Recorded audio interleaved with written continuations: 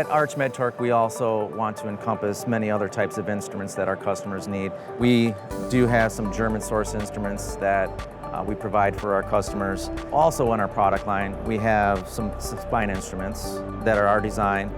This is a rod bender. We do those silicone inlays here as well as the machining of it complete in-house. We also have some other instruments, disc prep sets, which are used in spine as well. So in our Elmhurst facility, we have the capability of machining tight tolerance instrumentation for robotic and navigated surgery. The tolerances that are required on a robotic instrument are difficult, and not a lot of our competitors can hold the tolerances that we do.